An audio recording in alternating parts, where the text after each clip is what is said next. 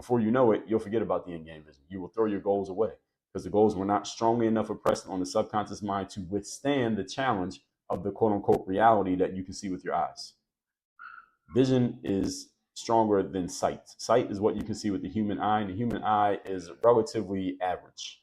If you take all the animals, all the living, breathing things in the planet, the human eye, the power of the human eye is about average compared to other animals. There are other animals who can see a lot better than human beings can. Owls, bats, hawks, they have much better eyes than human beings have. Our eyes are average power.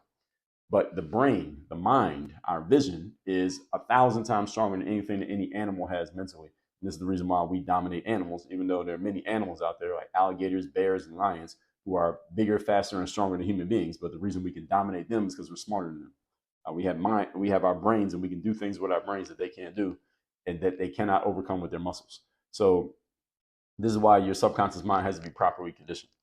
And the reason this comes up short is that's what I described in point number 2.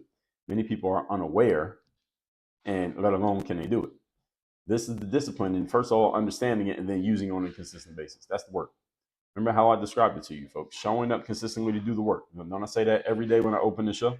The true test of discipline is in the moments when you don't feel like doing it, what we call the third day. That's your true test of discipline. It's easy to be disciplined when you first start out something and you're excited about it. It's hard to be disciplined in the middle of it when you're in the slog, the dog days of a process, and there's nothing really exciting about it, but there is a job required to be done. That's when you'll find out how disciplined you actually are. And the people with in-game visions who actually reach them, they are those who stick to them mentally, even when their physical reality is not reflective of the vision. Even when the reality says this ain't never going to happen, they stick to it anyway. All right, that's the person you want to be. Let's recap today's class, which says how to live from the end.